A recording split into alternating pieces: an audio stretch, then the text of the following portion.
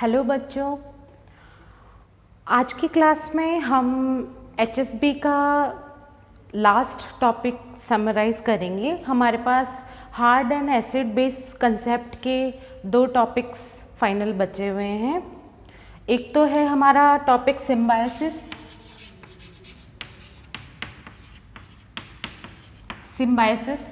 ये जो टॉपिक है ये शॉर्ट क्वेश्चन के फॉर्म में पूछा जाता है जनरली कि what is symbiosis and state the example of symbiosis.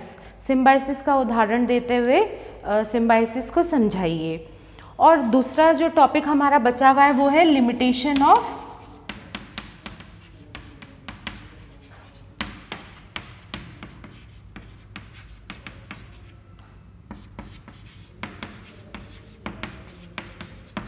दूसरा टॉपिक हमारे पास है लिमिटेशन ऑफ HSB प्रिंसिपल। तो हम सबसे फर्स्ट टॉपिक स्टार्ट करते हैं आज का, वो है सिम्बायोसिस। सिम्बायोसिस का जो टॉपिक है वो सबसे पहले जॉर्जेनसन ने 1968 में दिया था।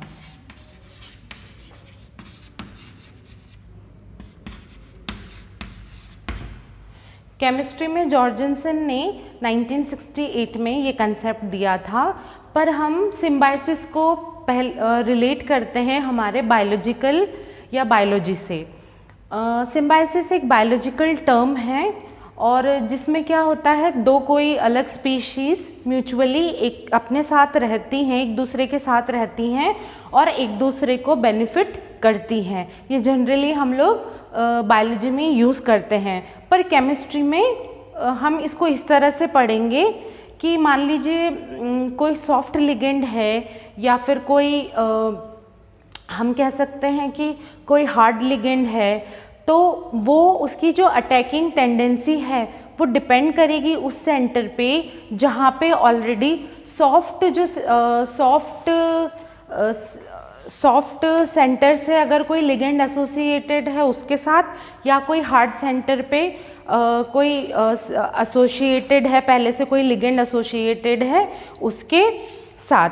तो हम देख सकते हैं ये एक डेफिनेशन के तौर पे कि ligands have a tendency to combine with a center, metal center that is already associated with a soft ligand, या फिर hard ligand have a tendency to associate with a metal center that is already associated with a hard ligand। जैसे हम देख सकते हैं एक example,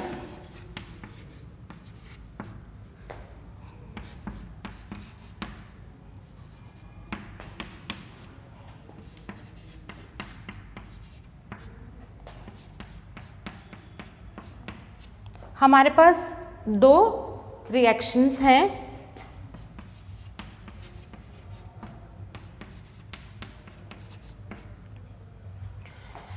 इस reaction में हम देखते हैं कि हमने जो मेटल सेंटर है वो बोरोन लिया है। बोरोन एक बॉर्डरलाइन एलिमेंट है जो दोनों हार्ड या सॉफ्ट की तरह बिहेव करता है, लेकिन हम साथ ही देखते हैं कि यहाँ पे बोरोन एक सॉफ्ट सेंटर के साथ, बोरोन एक बॉर्डरलाइन मेटल सेंटर है और यहाँ पे ये एक सॉफ्ट के साथ एसोसिएटेड है, वाइल यहाँ पे ये एक हार्ड एलिमेंट के साथ एसोसिएटेड है। तो ये जो रिएक्शन जो आगे प्रोसीड हो रही है ये सॉफ्ट या हार्ड इंटरेक्शन की वजह से नहीं हो रही है। इसका एक्सप्लेनेशन ये नहीं है, बल्कि ये है कि जो अटैकिंग स्पीशीज़ है ये भी एक सॉफ्ट कैटेगरी का है और ये भी एक हार्ड कैटेगरी का है।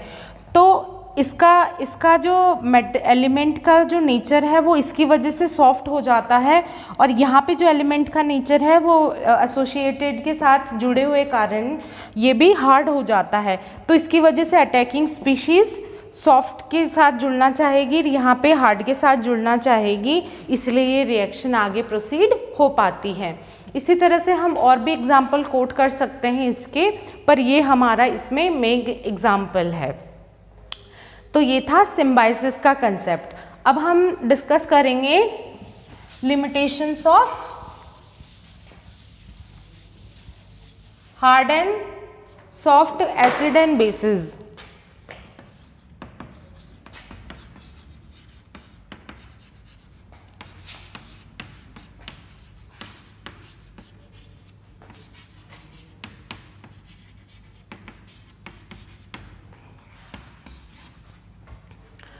जब हम HSB hard and soft acid base principle पढ़ते हैं तो मेनली हमें 3 जो लिमिटेशन है इसकी देखने को मिलती है। फर्स्ट लिमिटेशन ये है कि अगर हम कोई हार्डनेस या सॉफ्टनेस किसी एलिमेंट में या किसी कंपाउंड में कोट करते हैं तो इसका किस स्केल के बेसिस पे हमने इसकी हार्डनेस या सॉफ्टनेस देखी है, इसका कोई प्रमाण हमें इस थ्योरी में नहीं मिलता है। किस बेसिस पे हमने जो एलिमेंट्स हैं वो किस बेसिस पे उनको हार्ड या सॉफ्ट में और कितनी इंटेंसिटी में हार्डनेस या सॉफ्टनेस या कितनी क्वांटिटी में हार्डनेस या सॉफ्टनेस, इस तरह का हमें थ्योरी में कहीं पे भी कोई प्रमाण नहीं मिलता है। तो फर्स्ट लिमिटेशन ये है कि it does not provide quantitative scale of measurement।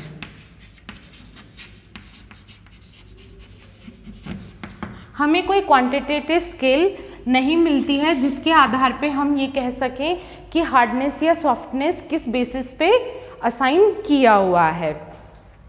Next जो हम एग्जाम्पल लिमिटेशन जो देखते हैं वो ये है कि इसमें सिर्फ उन एग्जाम्पल्स को कोट किया है कि अगर कोई हार्ड एसिड है तो वो हार्ड बेस के साथ ही हार्ड एसिड है वो हार्ड बेस के साथ ही स्टेबल कॉम्प्लेक्स बनाएगा और सॉफ्ट एसिड है वो सॉफ्ट बेस के साथ ही स्टेबल कॉम्प्लेक्स बनाएगा। जैसे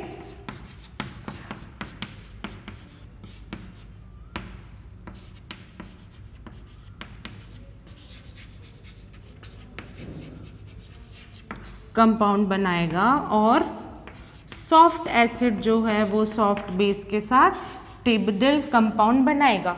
लेकिन हमारे पास और भी ऐसे बहुत सारे एग्जाम्पल हैं जिसमें हमें ये पता चलता है कि कुछ तरह के ऐसे एग्जाम्पल हैं जिसमें या तो हार्ड या hard acid plus soft base या soft acid plus hard base मिलके स्टेबल कंपाउंड बनाते हैं। तो इस तरह का जो सेकंड कॉम्बिनेशन है ये थ्योरी बिल्कुल भी एक्सप्लेन नहीं करती है, सिर्फ उनको अकाउंट करती है जहाँ पे हमें हार्ड एसिड या हार्ड बेस सॉफ्ट एसिड या सॉफ्ट बेस का कॉम्बिनेशन मिलता है। इस बात का कोई एग्जाम्पल नहीं बताती जहाँ पे हमें हार्ड एसिड के साथ सॉफ्ट बेस स्टेबल कॉम्प्लेक्स बनता है या सॉफ्ट एसिड के साथ सॉफ्ट एसिड के साथ हार्ड बेस स्टेबल कॉम्प्लेक्स बनता है। तो ये एक बड़ी वीकनेस थी। जैसे हम अगर इसका एग्जाम्पल लेना चाहें, मान लीजिए हमारे पास एक एग्जाम्पल है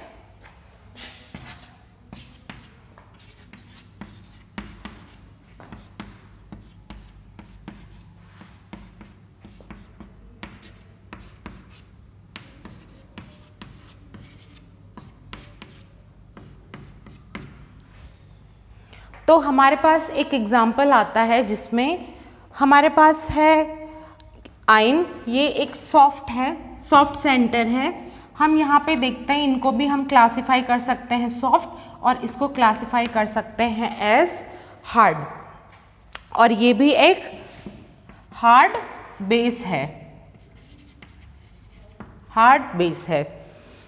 तो हम ये देखते हैं कि ये जो आयन है नेगेटिव है और ये हमारे पास ये पॉजिटिव है। तो जब रिएक्शन आगे प्रोसीड होती है तो हम देखते हैं एक सॉफ्ट के साथ एक हार्ड बेस जुड़ रहा है। ये सॉफ्ट एंड हार्ड का कॉम्बिनेशन है। ये रिएक्शन आगे प्रोसीड हो रही है, लेकिन हार्ड एसिड बेस प्रिंसिपल के अकॉर्डिंग ये रिएक्शन नहीं होनी चाहिए थी। तो ये एक शॉर्टकमिंग है कि इस तरह की रिएक्शन को प्रिंसिपल एक्सप्लेन नहीं कर पाता है। और थर्ड लिमिटेशन जो हम इसकी देखते हैं वो है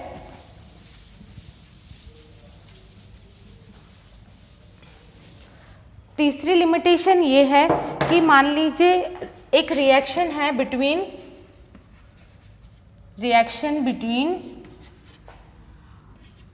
methyl cation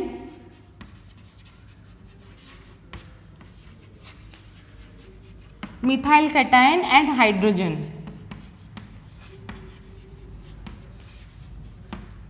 reaction between methyl cation and hydrogen. According to this, जैसे मिथाइल कैटायन हमारे पास है CH3H+ और हाइड्रोजन है H2। जब ये रिएक्शन होती है तो इसका जो आंसर है वो अकॉर्डिंग टू जाता है सॉफ्ट इंटरेक्शन की वजह से।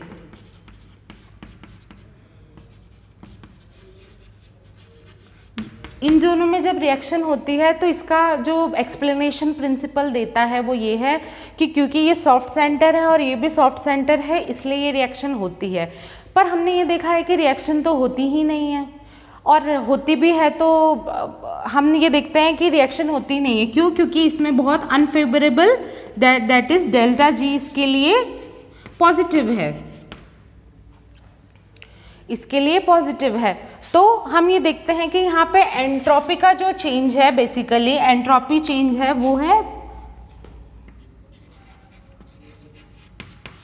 एंट्रोपी चेंज अनफेवरेबल है, जिसकी वजह से रिएक्शन नहीं हो पाती है। तो इसका जो एक्सप्लेनेशन है वो भी जो प्रिंसिपल है वो नहीं कर पाया था। तो ये 3 बेसिक शॉर्टकमिंग्स है जिसकी वजह से हम ये लिमिटेशंस देख पाते हैं। तो अब क्विकली हम अपने चैप्टर को समराइज कर लेते हैं कि हमने इस चैप्टर में क्या क्या पढ़ लिया है। हमारे इतने लेक्चर्स में हमने पढ़ा था, सबसे पहले फर्स्ट लेक्चर में हमने पढ़ा था प्रिंसिपल ऑफ HSAB।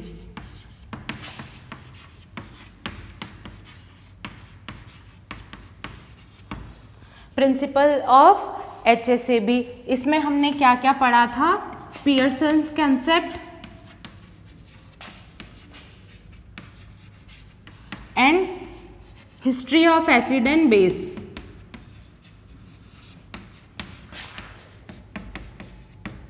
हमने ये पढ़े थे history of acids and base, मतलब जो प्रीवियस जो थ्योरीज चली आ रही हैं एसिड एंड बेस से रिलेटेड, वो हमने पढ़ी थी।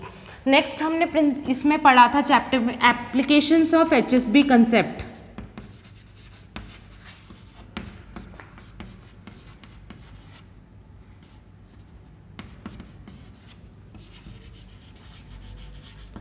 नेक्स्ट लेक्चर में हमने पढ़ा था applications of HSB concept. Next हमने पढ़ी थी theories of hard and soft acid base principle, और लास्ट में हमने पढ़ाया था सिम्बायोसिस एंड लिमिटेशन ऑफ